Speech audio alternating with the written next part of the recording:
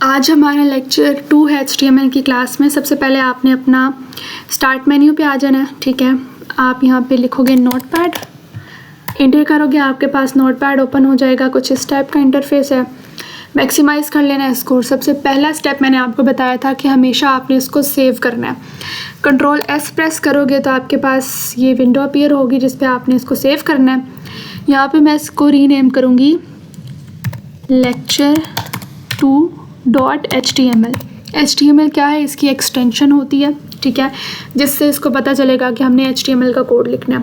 Path यहाँ से मैं डेस्कटॉप सेलेक्ट करूँगी और इसको सेव पे क्लिक करूँगी। सेव पे क्लिक करने से मेरे पास ये नोटपैड की फ़ाइल सेव हो जाएगी। यहाँ आपको नज़र आ रहा होगा lecture2.html लिखा हुआ है और साथ में मुझे इसका पाथ भी नज़र आ रहा है कि डेस्कटॉप पे मेरा ये लेक्चर पड़ा है, ठीक है। आज की इस वीडियो में हम लोग एट्रीब्यूट्स को डिस्कस करेंगे, पैराग्राफ क्या होते हैं, प्री टैग्स क्या होते हैं, उनको डिस्कस करेंगे। सबसे पहले हम लोग कुछ बेसिक स्ट्रक्चर इसका लिखते हैं, जो मैंने आपको कल की वीडियो में भी बताया था, क्योंकि कल मैंने आपको हेडिंग्स पढ़ाई थी। तो हम लोग इसका बेसिक स्ट्रक्चर लिख लेते हैं कि सबसे पहले आपने शिफ्ट और एंगुलर ब्रैकेट प्रेस करनी है, एक्सक्लेमेटरी मार्क, फिर आपने लिखना होता है डॉक टाइप TYPE टाइप, फिर कैप लॉक आप ऑफ कर दें, HTML क्लोज़ कर दें। फिर आपने लिखना होता है HTML का ओपनिंग टैग, साथ में आपने लिखना होता है क्लोजिंग टैग, और इसके अंदर आपने इंटर प्रेस करना है और फिर यहाँ पे आपने लिखना होता है टाइटल TITLE। टाइटल के आपने यही स्पेलिंग लिखने हैं, ठीक है। उसके अलावा आप जो भी स्पेलिंग लिखेंगे वो एक्सेप्ट नहीं होंगे। अब टाइटल के अंदर हम जो भी लिखेंगे उसको हम एज अ एलिमेंट कंसीडर करेंगे, ठीक है। लास्ट वीडियो में मैंने आपको ये नहीं बताया था।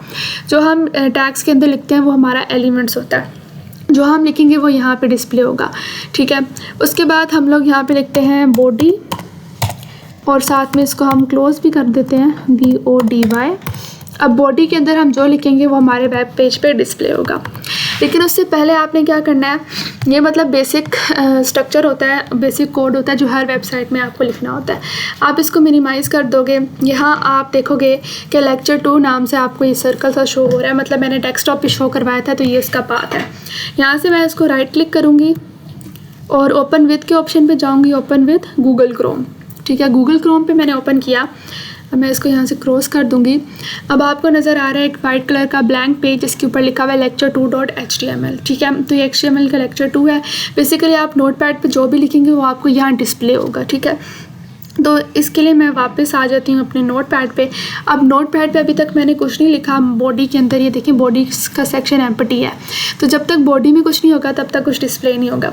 सबसे पहले तो मैं आपको बताती हूँ कि यहाँ पे लेक्चर 2 है, उसकी जगह अगर मैं कुछ और यहाँ पे लिखना चाहूँ तो वो क्या होगा। लाइक यहाँ पर मैं लिख देती हूँ डे 2 लिख के कीबोर्ड से कंट्रोल S प्रेस करूँगी, सेव हो जाएगा। अपने मैं ब्राउज़र पे आऊँगी, ठीक है। यहाँ से मैं इस बटन को क्लिक करूँगी तो आप ये देखें यहाँ पे डे 2 लिखा आ गया। अब ये हमारे पास बेसिकली रिफ़्रेश होता है। आप अपने कीबोर्ड से F5 को भी प्रेस कर सकते हैं। अब यहाँ पे मेरे पास कल का लेक्चर है क्लास 1 का, जिसमें हमने HTML की हेडिंग्स को पढ़ा था, तो उसको मैं क्रॉस कर देती हूँ, ठीक है। तो ये डे 2 का लेक्चर है जिस पे अभी तक हमने कुछ नहीं लिखा। अब यहाँ पे वापस आ जाते हैं। बॉडी में मैं आपको बताती हूँ कि पैराग्राफ टैग क्या होता है। पैराग्राफ के लिए हम लोग एंगुलर ब्रैकेट P और साथ में इसको हम क्लोज भी कर देते हैं, ठीक है। तो ये बेसिकली हमारे पास पैराग्राफ टैग होता है जिसको हम PCD नोट करते हैं। एक और बात मैं आपको बता दूं कि जो HTML है वो केस सेंसिटिव नहीं है, मतलब कि ये ग्रेटर P और ये स्मॉल p ये दोनों इक्वलेंट है। बाकी प्रोग्रामिंग लैंग्वेजेस केस सेंसिटिव होती हैं जिसमें कैपिटल लेटर्स और स्मॉल लेटर्स इक्वलेंट नहीं समझे जाते, बट यहाँ समझे जाते हैं, ठीक है। फॉर योर कन्वीनियंट मैं अभी इसको स्मॉल ही रखती हूँ। यहाँ पे मैं लिखती हूँ this is a PARA paragraph, full stop, फिर लिखती हूँ दिस इज़ आ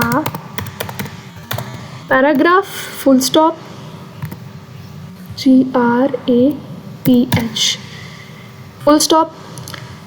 यहाँ पे दिस के भी स्पेलिंग गलत हो गया, इसको मैं कर लेती हूँ कॉपी कंट्रोल C करके, और इसको मैं बहुत बार पेस्ट करूँगी, control V।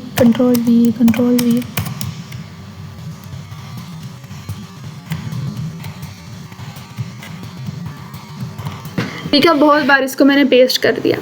Control S press करूँगी और जैसे ही मैं अपने ब्राउज़र पे आऊँगी, रिफ़्रेश करूँगी with the help of F5 command function की, तो आप यहाँ देखें तो ये सारा मेरे पास एक पैराग्राफ की फॉर्म में डिस्प्ले हो गया। अभी आपको एक लाइन नज़र आ रही है, दूसरी लाइन आपको हाफ नज़र आ रही है, बट मैं चाहती हूँ ये प्रॉपर पैराग्राफ की फॉर्म में आए, तो मैं इसको करवाती रहती हूँ पेस्ट, कंट्रोल V,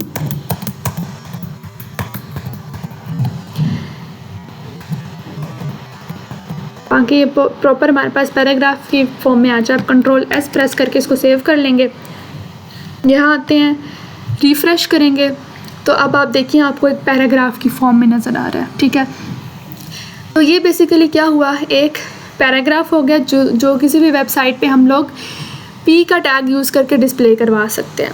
ठीक है, उसके बाद हमारे पास एक और टैग होता है जिसको हम लोग कहते हैं BR टैग।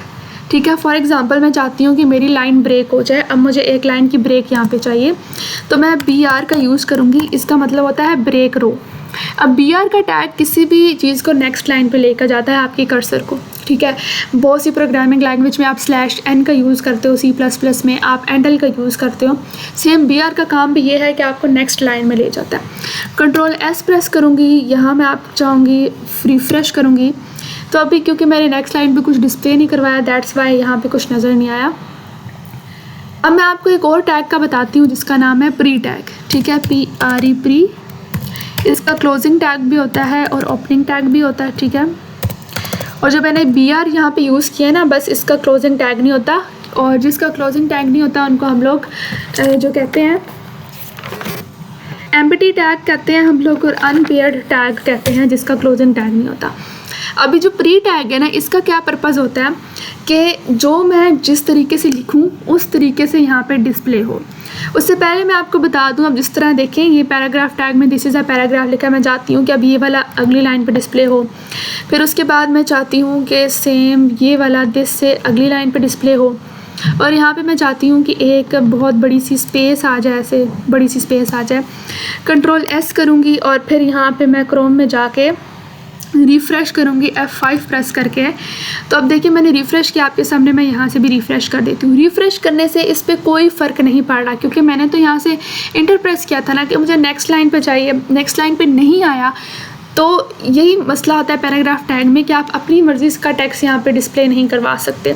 तो इस कंडीशन को ओवरकम करने के लिए हम लोग प्री का यूज़ करते हैं। अब प्री पे मैं लिखूँ ना, control V, this is a paragraph, enter press करूँ, control V, this is a paragraph, then enter, control V, this is a paragraph, then control V, this is a paragraph, और यहाँ पे मैं चाहती हूँ मुझे एक लंबी सी स्पेस चाहिए। ठीक है, इसको मैं कंट्रोल S कर दूँगी, अपने ब्राउज़र पे वापस आ जाऊँगी, F5 से रिफ़्रेश करूँगी, तो ये देखें जो चीज़ मैंने प्री टैग के अंदर लिखी एज इट इज़ वही चीज़ें यहाँ पे बाहर डिस्प्ले हो गई। जहाँ मुझे स्पेस चाहिए थी वहाँ स्पेस आई, जहाँ से मुझे नेक्स्ट लाइन चाहिए थी वहाँ पे मुझे नेक्स्ट लाइन मिल गई।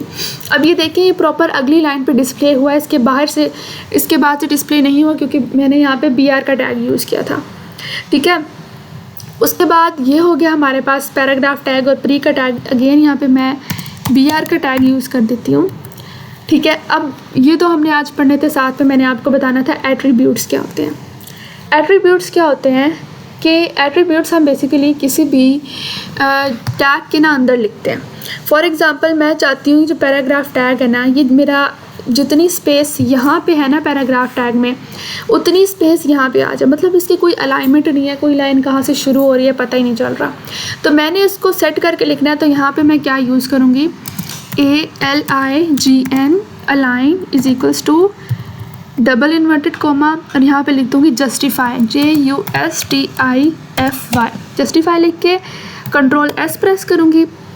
यहाँ पे अपने ब्राउज़र पे वापस आऊँगी, इसको मैं रिफ़्रेश करूँगी, तो अब यहाँ पे देखें कि जितनी एडजस्टमेंट यहाँ से है सेम वही एडजस्टमेंट यहाँ से भी है।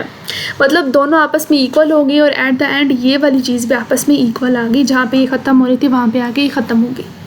तो एडजस्टमेंट का ये काम होता है कि दोनों को बराबर कर देना, दोनों साइड्स को, लेफ़्ट एंड राइट पे। अब मैं चाहती हूँ कि एक मैं यहाँ पे हेडिंग बनाती हूँ, यहाँ बॉडी के अंदर H1, यहाँ पे हेडिंग के अंदर मैं लिखती हूँ लेक्चर -2। ठीक है, कंट्रोल S प्रेस करती हूँ, यहाँ मैं अपने ब्राउज़र पे वापस आके इसको रिफ़्रेश करती हूँ तो मेरे पास लेक्चर-2 लिखा आ गया। अब मैं चाहती हूँ कि ये लेक्चर 2 मेरे पास यहाँ मिड में लिखा है, तो मिड में लाने के लिए मैं एक एट्रीब्यूट यूज़ करूँगी। बिल्कुल attribute closing tag opening tag में लिखा जाते हैं, ठीक है। यहाँ पे मैं स्पेस प्लस करके लिखूँगी ALIGN align is equals to double inverted commas, यहाँ पे लिखूँगी सेंटर, कंट्रोल S, अपने ब्राउज़र पे वापस आऊँगी, F5 को प्रेस करूँगी तो ये आप देखें लेक्चर मेरा 2 किस पे आ गया, सेंटर में मेरे पास आ गया, ठीक है। उसके बाद मैं चाहती हूँ कि लेक्चर 2 के नीचे अब एक लाइन मेरे पास आ जाए, तो लाइन के लिए हम लोग HR का टैग यूज़ करते हैं, ठीक है। यहाँ पे मैं लिखूँगी HR और ये भी BR की तरह एक एम्प्टी टैग होता है, और यहाँ पे मैं BR भी यूज़ कर देती हूँ ताकि नेक्स्ट लाइन पे आए, कंट्रोल S। अब इसका भी कोई क्लोजिंग टैग नहीं होता, ये अनपेयर्ड और एम्प्टी टैग होता है जिसका काम ये है कि इसने एक लाइन सी लगा देनी है हॉरिजॉन्टल। कंट्रोल S प्रेस करके मैंने इसको सेव कर दिया, अपने ब्राउज़र पे जाऊंगी, रिफ़्रेश करूंगी तो आप ये देखें आपको एक लाइन से पतली सी लाइन नज़र आ रही होगी। अगर यहाँ पे मैं BR हटा भी दूँ, इस जगह पे मैं BR हटा दूँ, सेव करूँ, जाके अगेन रिफ़्रेश करूँ, तो तब भी ये नेक्स्ट लाइन पे ही आई। बस आप फ़र्क इतना हुआ कि यहाँ पे जितनी बड़ी स्पेस नज़र आ रही थी वो स्पेस आपको नज़र नहीं आएगी, ठीक है। अब मैं चाहती हूँ कि इस लाइन का मैंने कलर चेंज करवाना है, तो मैं क्या करूँगी, HR जो क्लोजिंग टैग है उससे मैं जाके लिखूँगी कलर के स्पेलिंग आपने यही लिखने हैं, is equals to inverted commas. मैं चाहती हूँ कि अब ये ग्रीन कलर में है, GREN ग्रीन। उसके बाद मैं चाहती हूँ कि ये थोड़ा इसका साइज़ भी ज़्यादा हो जाए, मैं लिखूँगी SIZE size is equals to double inverted comma. जो साइज़ होता है ना वो आप लोग पिक्सल्स में देते हो, ठीक है। मैं यहाँ पे लिखूँगी 5px, साइज़ हमेशा पिक्सल्स में देना है। कंट्रोल S प्रेस करूँगी, यहाँ पे आऊँगी F5, तो आप देखें आपको ग्रीन कलर की लाइन नज़र आ रही है और उससे थोड़ी मोटी नज़र आ रही है। बेसिकली साइज़ से ना हम लोग उसको थोड़ा थिक कर देते हैं, ठीक है। उसके बाद अब मुझे चाहिए कि ये पूरे पेज पे ना आए, इसको थोड़ा सा मैंने कम करना है, तो मैं क्या करूँगी, अपने नोटपैड पे अगेन वापस चली जाऊँगी और यहाँ पे मैं लिखूँगी width, WIDTH, width is equals to double inverted commas. यहाँ पे मैं लिख देती हूँ 50%। विड्थ आपने 50% में देनी होती है। कंट्रोल S करके सेव कर लेंगे, ब्राउज़र पे वापस आऊँगी, F5 प्रेस करूँगी, रिफ़्रेश हो जाएगा। अब यहाँ पे देखें लाइन 50% यहाँ से कम होगी, 50% यहाँ से लाइन कम होगी, ठीक है। तो ये सारा इसका सीन होता है HR का। आप चाहें तो पैराग्राफ के बाद भी यूज़ कर सकते हैं, प्री के बाद भी यूज़ कर सकते हैं, और इस तरह की सारी चीज़ें आप कर सकते हैं। तो अभी तक के लिए हमारा ये लेक्चर नंबर 2 था। आपको एक बार मैं ये कोड दिखा देती हूँ, आप लोग क्या करें कि इसकी आप लोग प्रैक्टिस करें, और जो भी आपकी कन्फ्यूजन अगर कोई है या फिर कोई भी आपका क्वेश्चन है तो मुझे कमेंट्स में बताएं। Thank you.